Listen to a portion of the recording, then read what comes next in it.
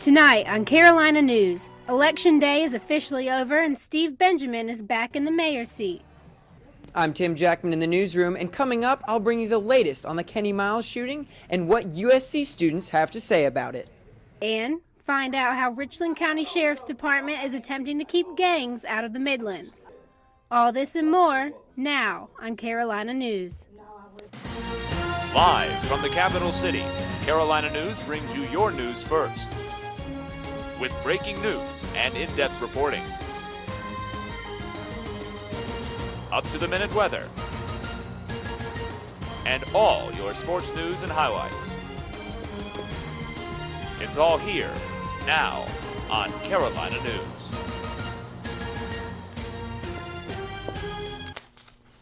Hello and welcome to Carolina News. I'm Marjorie Sliker. Good afternoon. Thanks for joining us. I'm Stefania Okoli. Mayor Steve Benjamin secured his second mayoral term Tuesday. Benjamin won the city mayor election over Mo Bedora by a near 2-1 margin. Yes, in fact, Carolina News covered both of the candidates' viewing parties last night. Ashley Denny tells us how both city officials are looking toward the future. There was not much tension at Benjamin's party last night, as hundreds gathered at the Sheraton Convention Center to welcome in their mayor for his second mayoral term. Mayor Steve Benjamin wasted no time giving thanks to the people of Columbia and reminding them that they are the heart of the city. Because it doesn't matter if you live in Kings Grant or if you live in the colony. This is your city. This is our city. This is a city of hope. It doesn't matter if you're young, old, gay, straight, if you're black, white, Latino. This is your city. This is your city. On the other side of town, the mood was solemn. Mo Bedora was surrounded by family and friends at Andy's Deli when he heard he had lost the race. Bedora quickly gave thanks to all of his supporters and looked towards the future of Columbia. I'm grateful from this experience. I'm grateful for all the support that I received in the past 7 months, and I will continue to fight hard for every citizen that is in my district and all the way in the city to make it better. Benjamin's main focus at the welcome party was the December 3rd vote on a strong mayor in Columbia. It's time to cut through the excuses and explanations. It's time to move past the obstruction and delay. It's time to rise above posturing and power struggles and speak frankly and plainly. Say, this is our city. This is the people's city. A government of the people, by the people, and for the people. It's time our government answered to us. So with 4 more years in office, Benjamin looks to transform Columbia into a city of hope for all citizens. Ashley Denny, Carolina News. Bedora is still unsure if he will run again for the mayor in 2017 election, but plans to work closely with the mayor as a city council member. Gamecocks men's basketball coach Frank Martin was one of the several notable guests at the Mayor Benjamin's viewing party last night. Martin has been close friends with the Benjamin family since his arrival in Columbia 2 years ago. He asked to step outside for his interview, hoping to keep the attention on Mayor Benjamin. He's a guy that in my short time here in this community has made me feel welcome, and that's what leaders are supposed to do. Leaders are supposed to make people feel welcome and feel comfortable as a member of the group that they are. Martin says he is happy for his friend and knows he would do a great job during his next term. Richland County voters came out to the polls on Tuesdays not only to vote on the Columbia mayoral election, but to decide whether or not they would allow Richland Library to borrow $59 million to renovate their facilities. The bond, which will raise property taxes starting in January of 2015, passed easily with 65% of voters in favor. The library and its 10 branches have not been renovated since voters approved the last loan in 1989. Richland Library Communication Director Paget Monzingo couldn't be happier about the results. It's humbling when the community is willing to put their trust behind you and vote yes to allow us to have the funds to continue to serve them and improve the resources and facilities we have. So we're very excited, and now the real work begins. Monzingo says the bond will be used for general renovations and the rebuilding of the Ballantyne and Sand Hills branches.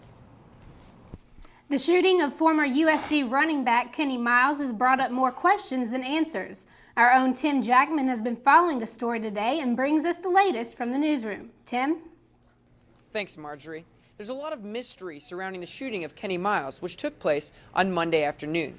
The initial report said that he was robbed at gunpoint and shot, but Sheriff Leon Lott came out and said yesterday afternoon that that report was false.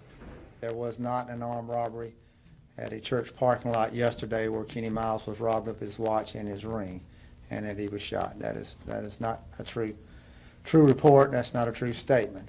What happened, we do not know. Since the press conference yesterday, the Sheriff's Department has remained silent. We tried to speak with the Attorney General's office where Miles works, but they declined to comment. We did, however, speak with some students on USC's campus about what they think of the incident. I mean, it is mystery. It's kind of like, what is he getting into then? Is he part of something that's not exactly the best thing for him, and he's kind of lying about what's he doing? It seems kind of sketchy to me. Since no one knows the truth yet, it's kind of odd what he actually was doing. I think all of us would like to know. I don't know if that would necessarily change the perception of what we think of him, but at the same time, it would be nice to know the truth.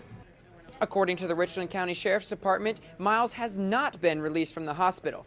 I will continue to follow this story and bring you the latest. In the newsroom, Tim Jackman, Carolina News. Thanks, Tim. Jarrett McDarris will have reaction from Gamecock football players coming up in sports. It's been more than 3 weeks since the shooting in 5 Points that sparked gang attention. More police are on patrol, and gang-free zones may go into effect in the city. Jennifer Butler tells us how the Sheriff's Department is keeping gangs in check. Gangs are not just in 5 Points. They are located throughout Columbia. Sergeant Vincent Goggins has been on the gang unit for over 5 years at Richland County Sheriff's Department. He sat down with me to tell me how they fight gangs. Just make a difference by suppressing that community with officers and basically letting them know that we're not going to tolerate it. The unit fights gangs through long-term investigations. The result is putting the entire group in jail. It's working with the federal government, FBI task force and things of that nature where we actually do the wiretaps. Goggins says gangs are domestic terrorists to a community. Basically, tear up a community financially. It can hurt you as far as the real estate, Senior gang investigator Kelvin Griffin has been in the gang unit for 5 years. He took me around Columbia on a rainy day to show me where the gangs are located at various locations. Off of Highway 215, which is going to be the Monticello Road area. So that's what these guys call themselves. They call themselves the 215 boys or the 215 Bloods. This is your North Main Street area. These guys over here claim North Main. They've had a few gang problems out here. But they've really done a great job on cleaning these apartments up. Griffin says he has been successful at finding gangs because of social media. Most gangs post videos or make music repping their affiliation. If you on a social media, what I mean, like Facebook and stuff, you paint a picture of who you are. If you're a drug dealer, you're going to have some drugs. Or if you're a marijuana smoker, you're going to have some marijuana on there. So you're going to paint a picture of who you are. On the old Virginia Pack Elementary School, gangs are known to record videos. Oh, yeah. Real Rosewood. Huh? This video was shot on the Virginia Pack playground. It shows the Bloods disrespecting the Rosewood gang. A lot of times they'll be back here smoking and doing illegal things back here. Griffin says when you hang out with other gang members, you get the same consequences as they do. But the quickest way to think of it is gang members hang with gang members. Good people hang with good people. When the last time you seen a snake and a rabbit hanging together? Have you ever seen a snake and a rabbit hanging together? I don't think so. Gang unit plans to keep working with the FBI and other agencies to bring down gangs. Jennifer Butler, Carolina News. To schedule a class to learn more about gangs, please visit the Richland County Sheriff's Department. Richland County deputies say someone tried to hit Richland County Sheriff Leon Lott Tuesday afternoon when he tried to ask the man what he was doing. Sheriff Lott says around 3 p.m. he saw a man walking in the middle of the road, causing a traffic hazard. Lott says Nelson started cursing at him and attempted to hit the sheriff with a closed fist. Lott then restrained the man and placed him under arrest. That's, wow, unbelievable. But let's head out to the Greek village now with Bailey Cordes for today's first forecast. It's a beautiful day here today on the grassy knoll of USC's Greek Village. We're seeing highs in the upper 60s and lower 70s and clear and sunny skies. But will we be continuing to see these same temperatures this upcoming weekend? I'll tell you more later in the show. Sometimes the smallest act of kindness can mean so much. The mother of a disabled boy in South Carolina says she wants to thank a man who went out of his way to help her son have a good time. Stacy Jacobson has the story. I love you. He may be short on words, but not on love. 8-year-old Caleb Brown has something only 800 people in the world have been diagnosed with. It's called Phelan-McDermid syndrome. All right, game 5. All right. That means Caleb has trouble walking, talking, and moving. His mother says he functions at the level of a 2-year-old. Other than that, he's a pretty healthy kid. He likes to play, do things other kids do. One of those things is going to the fair every year. He loves it, the bright lights, the music. But a simple act of kindness made this year different than any other. We were standing in line for the Music Express ride, and the gentleman running it called me over. She says they didn't ask for or expect any special treatment, but it was this operator who went out of his way to make their day. And he said, y'all come to the front. So we went to the exit.